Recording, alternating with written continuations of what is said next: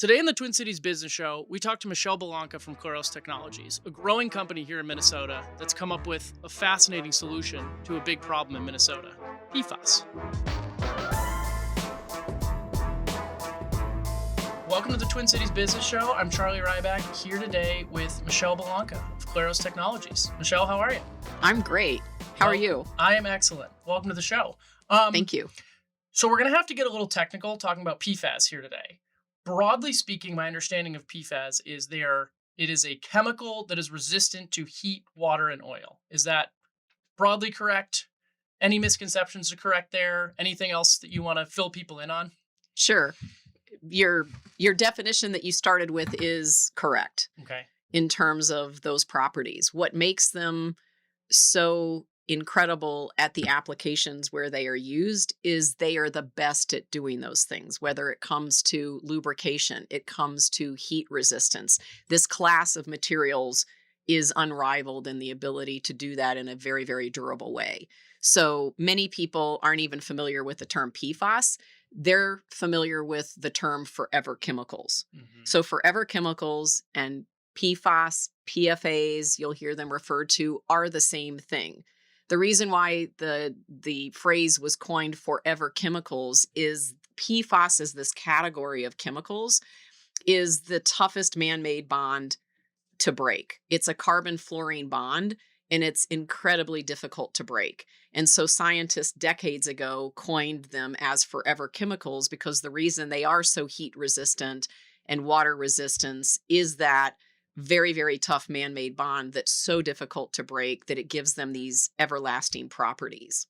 Okay, great. So you guys were founded basically to try to get rid of the ones that we can get rid of and to help us live with the ones that we have to live with. Is that correct? Or is there anything else that you think you would like to fill in around that? I would say we were founded on the mission of being able to economically and completely get rid of the PFAS at the end of pipe and clean up in legacy while allowing industrials to continue to use and to make these materials for essential applications where they're needed. And so let's take a step back. When we as lay people read PFAS, right, particularly in the United States, there's a couple of areas that we are not well aware of. Number one, there's 15,000 PFAS out there. Wow. And those PFAS are broken into categories called the long, the short, and the ultra short. This is the only chemistry lesson that I'll give here today. So when you break these 15,000 into these categories, you might ask as a layperson, well, are all 15,000 relevant? And they are. 3M and DuPont are the original companies that invented PFAS, and they invented PFAS in the original category of long chain. So for folks listening, long chain's the longest PFAS. So it has the most carbon fluorine bonds of any PFAS. It's a carbon 8 or greater. And then the short chain is shorter than that, and the ultra short is really tiny. And the reason that this matters is because when we listen and we talk about destroying PFAS, are you talking about the long, the short, or the ultra short? Because there's different levels of difficulty in destroying them. There's also different levels of awareness. So in the United States, for example, we at a federal level do not regulate PFAS as a family yet. And we are considering whether it's industrial or it's drinking water standards, targeting about 4 to 6 within the United States to start regulating. Those are typically predominantly the long chain, the ones that have been around for the longest. And so when we as lay people in Minnesota, for example, read about PFAS in the paper and our local water municipalities that are testing for it, they're not testing for all 15,000. They're testing for the ones that either the state level or the federal level has said, these are the ones we care about, the long chain or some short chain. So we're getting an incomplete set of data when we test. Now in Europe, juxtaposed to the United States, Europe came out with a mission that said, we're going to regulate all 15,000. All of them. All of them. Because we believe that environmental stewardship and protection of our people starts with understanding the vast spectrum of PFAS and then determining how do we keep them out of the environment while allowing them to be used for essential applications. And so this is really important because whether at a state level or a federal level in the United States, when we talk about PFAS, and when you see other companies like Claros that are on a mission to destroy PFAS, are we talking six within the United States, for example, or are we talking 15,000?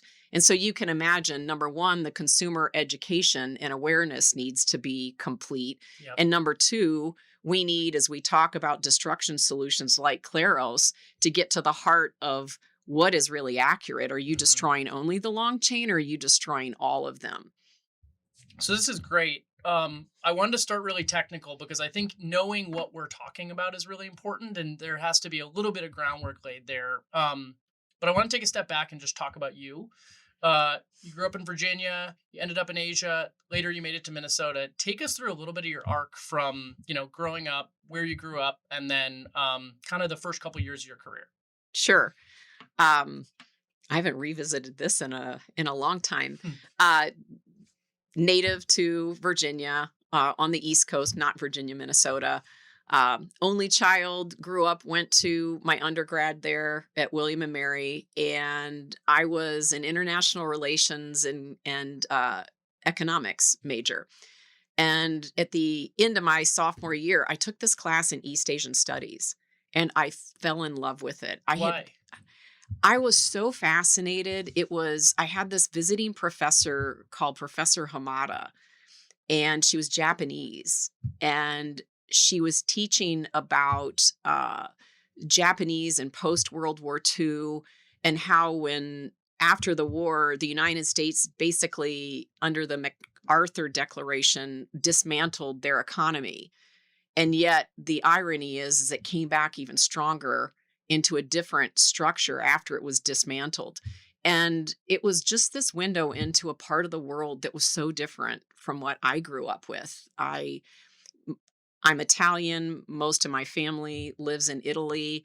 I was born and raised in Virginia. I'm used to Europe and the United States, and all of a sudden there's this professor talking about this part of the world that I had never seen, and I just became insatiably curious. And so scroll ahead, I ended up going to summer school so that I could do a third major in East Asian Studies. And so it was Professor Hamada that actually, I did my honors thesis with her. She said, as I was moving towards graduation, have you ever thought of trying to work in Japan? And I'm like, no, I don't know if I want to go to law school, med school, MBA school. I don't know what I want to do. And I'm supposed to know, and I don't know. And she said, well, I've got an opportunity to identify graduating students for this new program in Japan working for the Japanese government. And so literally, I just felt it. I didn't intellectualize my way through it. And I applied for that program, and all my friends were like, you're crazy. You're never going to meet someone over there. You're going to get behind in your career. But I just felt like this draw. Yeah. So I went over there and I worked for the Japanese government for a couple of years. And then I decided I wanted to learn the language. I didn't speak Japanese before I went over there. So you were working for the government, not knowing any Japanese. Yes. Wow. I was learning trial by fire. Yeah. And so that was the case. And I learned a lot along the way because you have no choice, right? But then I decided to apply to grad school over there. And so I was accepted, went to grad school in Kyoto, and really learned the Japanese language. And then from there, ultimately, I had a brief stint at IBM and worked in their capital and operating leasing businesses. Still in Japan? No, Okay. in New York. Okay. And then I got transferred down to Latin America with IBM Where out in? of Caracas, Venezuela. Wow. And then I went back and did my MBA. And so it was during that baking time where I was living and working in Japan and then working for IBM that I did actually grow in terms of directionally what I wanted to do. And it crystallized for me. I really love business and I love international business. Yeah. And so I want to go do that. And I think I want to do it in healthcare. And so that was kind of my angle of I grew up thinking I wanted to go to med school and all Interesting. my internships were med related. And so this gelled together where it was almost like, oh, I'm going to do my MBA, I'm going to go international, and I'm going to do it in healthcare. And so, scroll ahead when I was getting out of grad school the second time, was interviewing all over the place and actually had a couple of offers. And I ended up going to this job fair, and there was this big red 3M. Mm, And just for the heck of it, I dropped my resume in the slot because my father growing up had a really good friend named Charlie, okay. Great name. and it's a really good name. And he worked for 3M. And I remember as a kid, he always said, the best thing about working for my employer is I never have to apologize for whom I work. That's literally the reason I dropped my resume in the slot. And then I got an interview and I was like, wow, this is interesting. And then they wanted to fly me out to Minnesota. I had never owned a wool sweater, right? Like I'm a cotton Virginia kid. Hmm. And so I came out and it was, of course, the nice time of year because it's Yep. That's how we. towards That's how we trick you guys. exactly. And so I came out to Minnesota and I interviewed, and Charlie, I fell in love with it. I thought, I will not be bored at this company. This is like a treasure trove of technology and like this candy store. And it's just figuring out what do you do with it. So I'm going to go and I'm going to take this job. Yeah. And so I turned down the other jobs, took this totally orthogonal path, moved to Minnesota, had a diesel car that died and wouldn't start in the middle of winter because I didn't know you needed to plug them in. It was definitely a learning experience. And so that's what brought me to the Midwest was my job at 3M. And then I spent almost about 24 years at 3M, really across the company in a variety of different positions, ultimately landing me for the last 10 years of my time with 3M in Singapore. And so the first couple years I was building out the electronics business in Singapore because really the center of gravity for electronics at the time was Asia. Yeah. And so we were building out across all of the functions of the business. And then my last 7+ years, I ran 3M's corporate venture capital for APAC. Super interesting. So, you spend time working in Japan, you spend time working in Venezuela, you spend time working in Singapore. I shared with you my wife spent some time in Singapore, so interesting overlap. What about the work culture in those places would you like to bring to America? Bring to America's work culture, if anything. No, I think there's a lot. Um, this is one of the things that fascinates me the most about diversity, right? And I think we brought this to Claros too. One of the pieces that I thought was the most interesting when I worked for the Japanese government is, and I don't think we can help this as humans, wherever you grow up, your perception is your reality. Yeah. And your perception is informed by where you grow up and who you grow up with and how you grow up. It makes you think the way you think. And so you and I can be similar. And yet, if you grow up in Germany or Japan and I grow up in the US, the experience set and the way you look at things is different. And so imagine putting that together on a problem, right? If all of us that grew up together that went to the same high school and the same college in Virginia approached a problem like, hey, let's create a solution that permanently destroys PFAS where we're nicking these bonds at 300 gallons per minute, and we're going to do this and we're going to do it for 5 cents.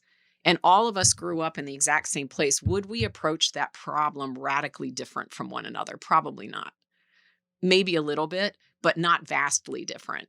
And I believe a lot of the best innovation comes out of really diverse teams, diverse in many ways. And so, to your question, what would I bring? I think we have brought to some degree. It's the understanding and the respect of how powerful diversity is on teams. One of the other things that I was drawn to in Japan is this notion of go slow to go fast. Mm. Drove me crazy at first. This whole Nemawashi. Everybody's got to get on board. They've got to be comfortable with it. Nemawashi. What is Nemawashi. that? We've got to wash things. We've got to clean them. We've got to prepare them. Interesting. We've got to cultivate the soil before we plant the Hmm. seed, because if we do that, it will be stronger. And I looked at that and was like, people are lapping us. We got to go. We got to Yeah. go. Chop, As an chop. American, you're Right. trying to do things the American way, and Right. And they're like, no, that doesn't work. We will catch up, Michelle. We will catch up. And we did. And so it was this idea of proper preparation and buy-in, as opposed to just blowing your way through things. yeah. The finesse and understanding in an EQ way the stakeholders and what motivates them and how to move. That would be another area that I think we brought to our team here at Claros. I think another one, and this is a big one, financial return matters. They are more patient for their financial returns on average if they're also able to see a stewardship component. So, for example, much more long term focused. Like when I was running the corporate VC in Asia, the Japanese, if we were syndicating with them, would take a long term play on the deal. It wasn't a 5 year black and white. And the reason why is their philosophy was sometimes the best decisions made that incorporate environmental stewardship, for example, and financial return aren't 5 year deals, right? Yeah. Some of the most Yeah. disruptive deals that can actually impact both are 7 year deals or 10 year deals. Goes back to this patience. And I think that was something else. And then the final one would be, and this was an interesting one for me, when you negotiate in general, like in Asia, Japan, they put their fair deal on the table right away. They don't start low and get worked up. You know, when they put a deal on the table, that is their position So instead and of it's both sides fair. kind of anchoring and going back and forth, they say, here's our offer. There's not going to be a lot of back and forth, but it's potentially a better offer than here, Right, where somebody would want to come in and try right. to go back and forth. Have you brought that to the company here, or have you tried to more adjust and adapt to American culture and do it in the American way? More of the former. Okay. And, to be fair, I think sometimes I can, for American culture, including my board, I think sometimes it's learning a balance. I think sometimes I have a tendency where I can be too consensus Okay. oriented, because I do take that back from the amount of time I lived in Asia. And I think the best is the balance of all of these different worlds. And so you're never going to get it perfect all the time. It's just what works best most of the time.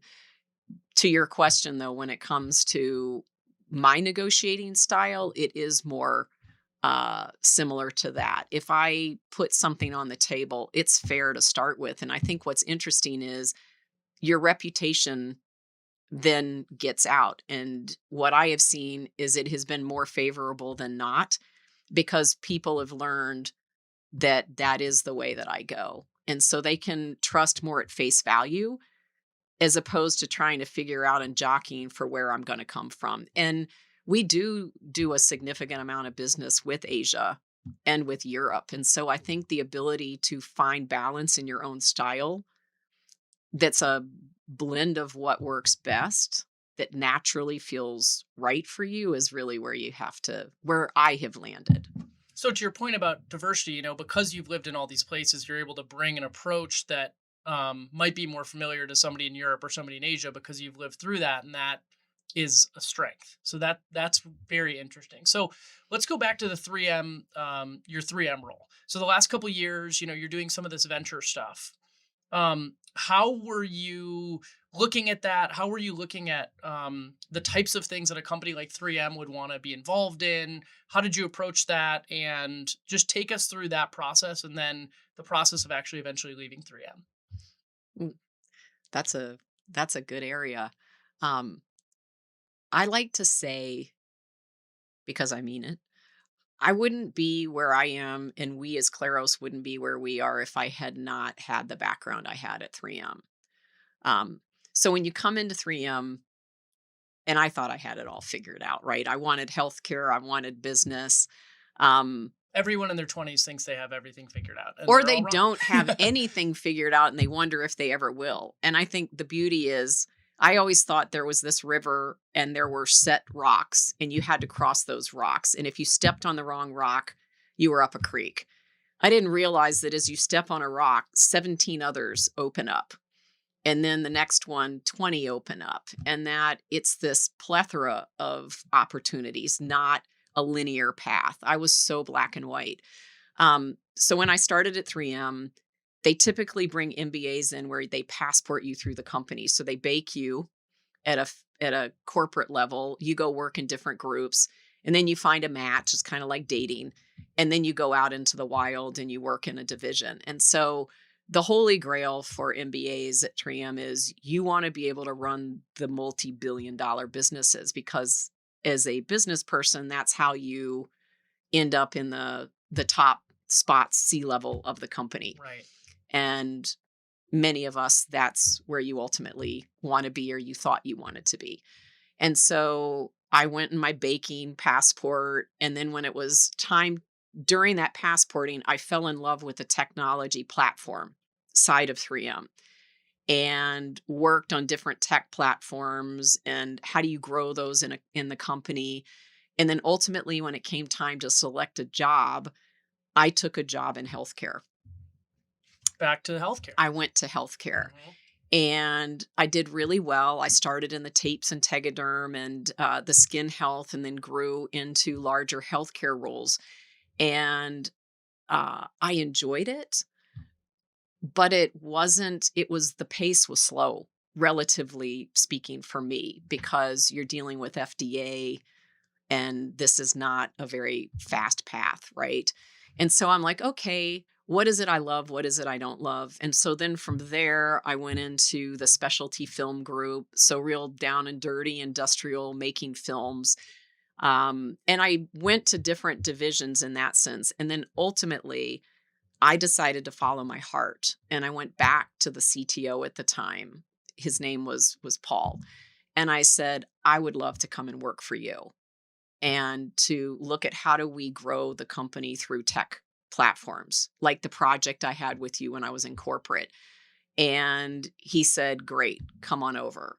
And so I went on this uncharted path that's atypical of MBA, as far as going up the ladder, but it was just really what I was drawn to. I was passionate. I didn't know why. I just knew that every day I got up excited to go do this. Yeah.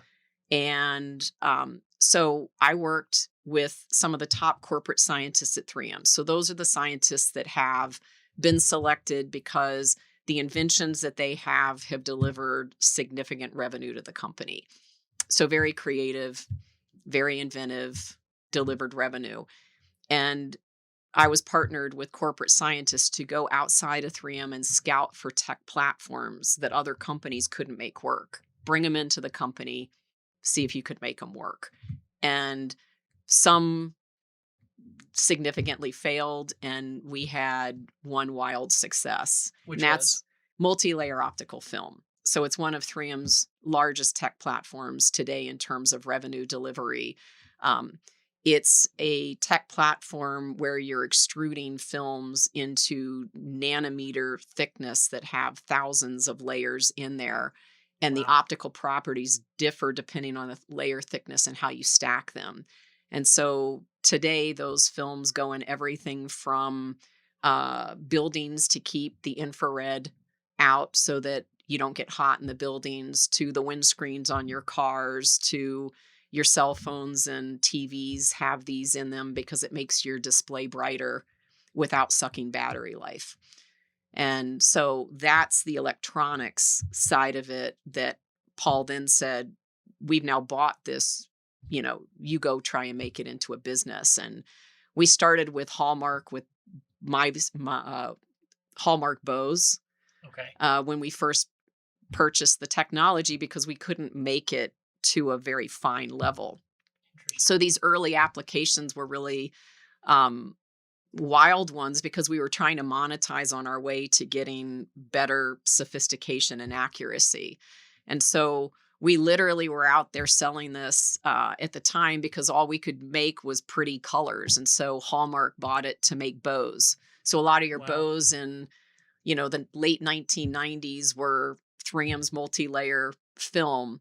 And then ultimately one of our breaks came in the American Express Clear Card because Amex wanted to make the clear card, which is the blue. It's called blue. Yeah. And you can't make a clear card and put it in an ATM because the ATM can't detect the card, so it would eat the card. So the only way you could make that is you needed a clear infrared film that the ATM could detect. And so that became the first more sophisticated application of the tech platform was this American Express infrared film. Wow. And then from there, it went into my size Barbie wings. And then we got the big break where ultimately it ended up in electronics, which then sent me back to Asia. And that's when we moved the center of gravity for that business to Singapore, built out the electronics business over there. And then ultimately I went on the venture side. So from that, once that stint was done, uh, the CEO at the time said, instead of coming home, we're starting a corporate VC for 3M. And would you consider staying in Asia and running the corporate VC for APAC? And I said, absolutely. Like that's where my heart is. And so I did that for 7.5 years. Wow. Okay, so you're back in Asia at that point. Right. Take us from that point to launching a company in Minnesota. Yeah, there were some sharp turns there. Um, so after 10 years of living in Singapore, I've got 4 children. 2 of my kids were born in Singapore. And even the 2 prior to that were 3 years old when we moved to Singapore. And so after 10 years, uh, that was all they really knew. And so, we're living in Singapore. And at the time, 3M came to me and said, we're ready to repatriate you. Let's bring you home. And there's so much that's awesome about living overseas and working for a multinational, but doing so in one of the subsidiaries. So I flew home and met with 3M in the repatriation process to hear about what my next job would be.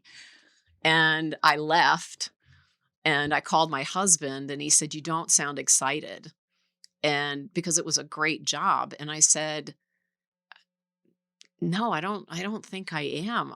I don't know how to explain it. It's like you've wanted this pair of shoes because of course I like shoes.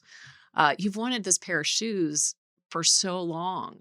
And then you get this pair of shoes and you try them on and they don't fit.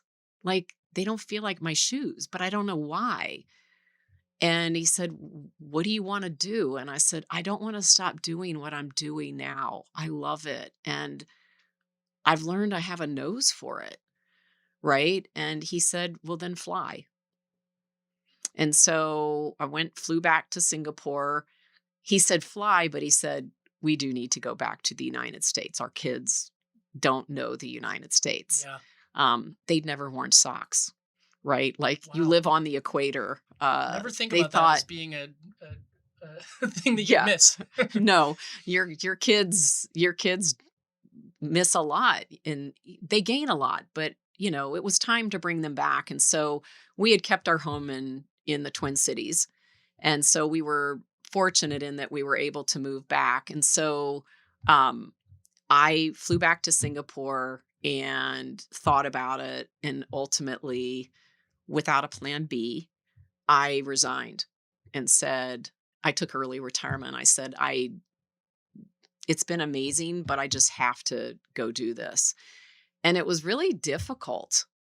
I bet. I mean, when people talk about the hard decision like it's crystal clear, it's still really hard, right? And so and it was hard to explain, no, I don't have something I'm going to. It's just something I know. And the great thing is, so we flew home, moved back into our house. And then I had to sit there and go, wow, okay, what do I do? And so I knew I wanted to start a company. I just didn't have like, oh, it's this one.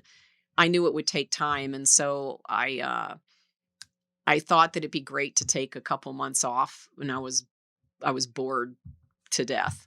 And so I started consulting, and 3M became a client. I was really fortunate. 3M became a client. I gathered other clients, but in parallel, I was looking on the East and the West Coast for a mini 3M-esque tech platform. Okay. And Two M's or maybe even one M? right, Yeah. right, that could grow into a really big M. And then I sat on one of the advisory groups at the University of Minnesota, and the professor presented the kernel of what became Claros. And it was just serendipitous. Like, you can't script it any better. Because when I looked at this, and they were SEM images, right, of this technology, which basically, for those listening, is like you're looking at a very sophisticated picture, like a microscope image, showcasing that you can do what you say you can do. Okay. And he presented this technology, and I had the advantage of, when I ran 3M's corporate venture, we had looked at companies trying to capture uh, chemicals, minerals, things including PFAS, how to capture them and then strip them and destroy them. And so I had this bucket of education and Yeah. awareness where, when I looked at this, he had reduced to practice what we had been looking for as a corporate VC that we hadn't found. Wow. And so I said, I've got a real interest in this one. I would like to license this out of the U and throw my hat in the ring to be the CEO. Wow. And then I took it to contacts that I had that were very scientifically knowledgeable and said, "What do you think of this?" And both of them looked at it and said, "I would take this one." So that was the beginning of Claros. It came out of our backyard at the University of Minnesota. Wow. So then, okay, you go into launch, and this is what year? 2018, we incorporated. 2019, we took our seed funding. Okay, 2019 seed funding. Amazing. So then take me through the last 7 years of the company's existence, and how many employees are you guys now? About 45. Okay, interesting. So take me through that arc and how we got to where we are today. Yeah, sure. There were a couple twists and turns. So if we go to 2019 and set the stage, we did a seed round of funding. Part of that, half of that closed in December in 2019. The other half closed the day that we shut down in the United States for COVID, Wow. So March 2020. 2020. Wow. And at the time, we were riding two horses. So one of the beauties of a tech platform, which is why companies like 3M love them so much, is, think about it this way: it's not a linear technology of A leads to B leads to C. A tech platform is a technology that's got a foundation where it could go into all sorts of applications. And so it's diversified. And so we were riding two horses that came off this tech platform from the University of Minnesota. So we licensed out. They had two patents at the time, and we took those two. One was in this whole area of PFAS remediation. And we got a grant from the EPA working on PFAS remediation. And at the time, we were taking this sorbent material, using that proprietary IP like a sponge. It would capture the PFAS from the water, and then we'd strip the PFAS out of the sponge and we would destroy it. The other grant we were working under was a Department of Defense grant for textiles, where we were using the same technology platform where we could impart different properties to textiles in a roll to roll fashion. And we were working on both. Okay. At the time, the closed with COVID. And so the horse at that time that we were fortunate on was this textile one, because one of the things that we could do was we could put very strong anti-microbial, antiviral properties into textiles. And so the CDC came to us and said, "Would you make masks?" Wow. And we were able to pivot for survival. It's Like, you guys are just getting going. yes, Yeah. yes. And so we had these 2 grants. We had customers, big brands on the DoD side that were backing us on the textile side, and then literally overnight, the market shuts. And so when people say, "Oh, what's the best path?" The best path is keeping your doors open. Yeah. It's not your ideal. And so we pivoted. We made masks for the CDC. We brought in revenue. We were able, because of being healthcare, to stay open at a lab level when most other businesses were shut. And that paid our bills. That that postponed the cash runway as long as we could. And so then as you start to come out of COVID where folks can go back to work, we all hit the ground running where we said we've got to continue pushing both of these horses along. And we had this realization when we went into our Series A funding, you got to pick one. Both are great, but you have to focus. You have to be able to really focus on one if you're going to do it well.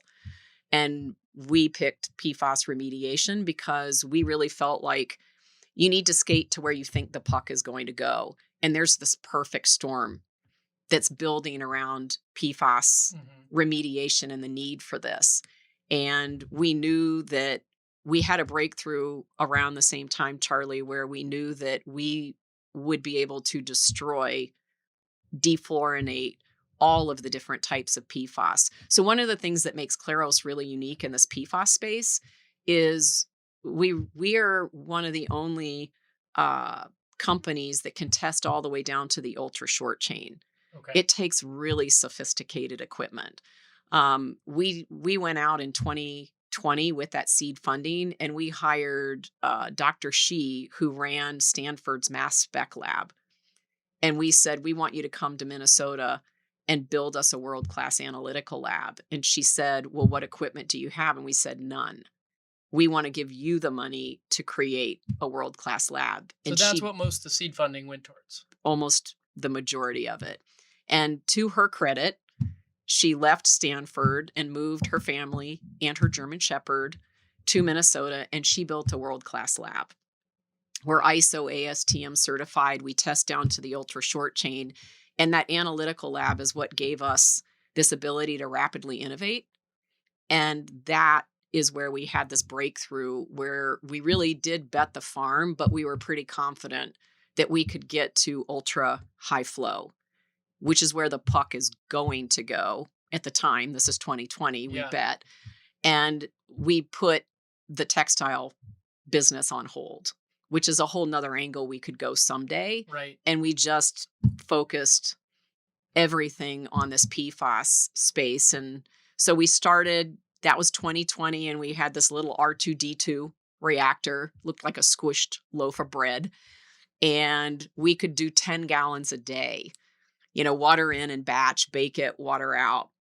And so in 2022, when we went for our A round of funding, we basically said, we're confident we can take R2D2 that does 10 gallons a day, and we can make this not batch, but continuous, where water flows 24/7 and we destroy 99.99% of PFAS. Wow. And that's what we raised our Series A on. And I'll never forget, I went to our lead scientist and I said, Terry, can you do this? Can you make this continuous? And he was quiet for a long time and he goes, I think so. I go, well, do you more than think so? Because this is like a really big deal. I really think so. And so we basically bet the farm when everyone was going towards these massive Department of Defense contracts around Yeah. that firefighting foam, which is more regulatory, political party driven. We walked away from that and went right when everyone went left and went towards, we want to make continuous. And so we started filing our IP in that period of time. We went out to the biggest UV maker that does all of the drinking water municipalities for disinfection. We tried to get a reactor to develop one with them, and they said, this won't work for PFAS. And we're like, but we know it will. They're like, it won't. And we're like, well, would you at least sell us one of your UV disinfection reactors? And they did. So we brought that in-house and we gutted it. And then we just rapidly innovated with the team. We hired one, the best scientists that we could get our hands on, and built that reactor for PFAS, even though it was supposed to be for disinfection. And we took that out in 2024. We debuted that, and I can share with Daikin. So Daikin is one of the largest PFAS manufacturers in the world. They're also one of the largest HVAC companies in the world. We debuted that with them, and that was in September of 2024. And that system, we went from 10 gallons a day to running 15 gallons a minute, which Wow. was a huge deal. Wow. And they said, we need a solution like you, but you have to be continuous and you have to destroy all of the PFAS. And we hit 99.99%. So it was a huge win. And then they said, great, we buy, you can do this, we support you, but to get in our plants, you need to do 250 gallons a minute. And we knew that. And so we had been parallel pathing, developing our own custom reactor through another company. And that debuted last September, October, so 2025, 1 year after the rigged Wow. reactor. And that one, we hit hundreds of gallons a minute at So from 99, 10 gallons to hundreds of thousands, you said? hundreds of gallons. Hundreds of gallons. A Hundreds minute. Of gallons a minute. A minute. Wow. With 99.99% destruction across all those PFAS at Basically totally eliminating them. yes, Wow. at a very economical cost. And this is what's so huge, because I like to say you can have your cake and eat it too. Because one of the things that you brought up at the beginning, and I think lay people hear a lot about, well, just ban them. They're bad. Ban them. Right.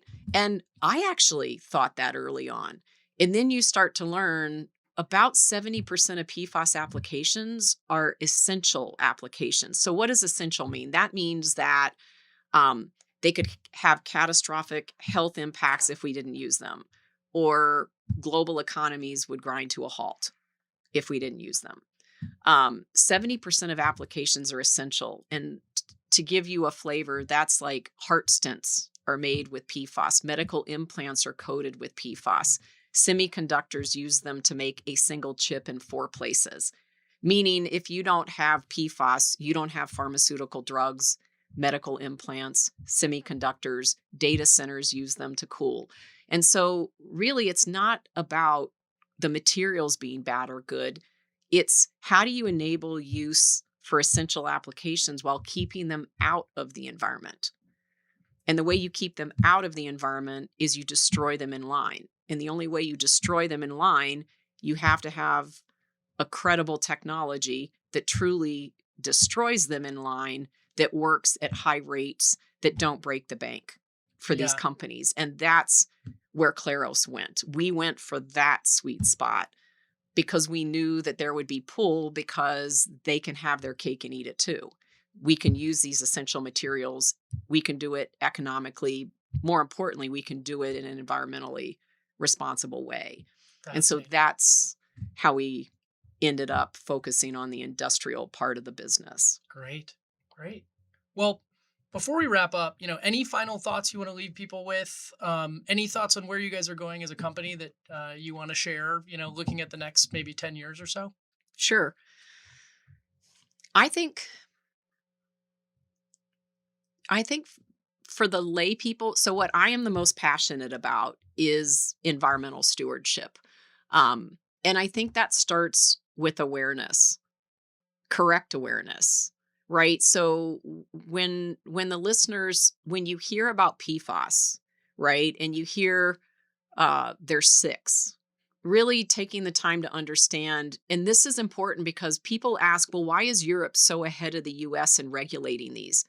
It is literally because the public was rabid. The public picketed, blocked, boycotted all over Europe, driving and forcing government to recognize that they needed to do something. Now, their something isn't a block. It's a let's look on a case by case basis and keep it out of end of pipe. But you have to be responsible to do that. We're not just going to let industrials pump the materials into the environment. And so for the listeners, I would say it's really understanding and having an awareness. There's a lot of PFAS out there. The solution is not to ban them. That's unintended consequences. How do we know now? There's been 50 years of PFAS. How do you know now that what we replace it with would be any better? You're not going to know for decades. So how do you responsibly manage what we have?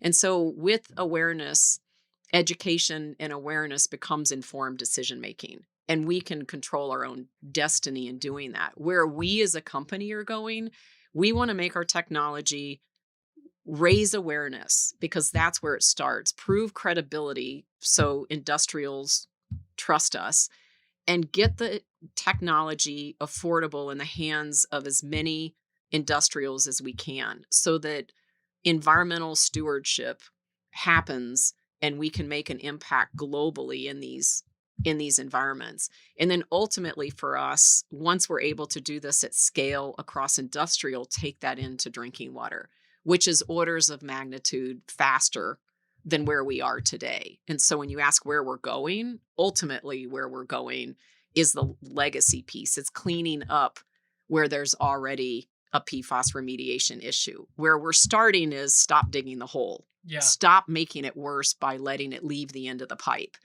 But once you fix that, you got to go clean up the legacy. And that includes our drinking water, which is massive volumes and very high fast flow rates, and groundwater. And so that's ultimately where we will go in the next couple of years. Fantastic. Thank you so much for the time. We really Thank you for appreciate it. having me and bringing awareness to this topic. This was great. Thank you so much for joining us. Big thanks to Keely Doyle, Ali Alt, Mike Novak, and Gabe Noah for all your work behind the scenes. We will see you next episode.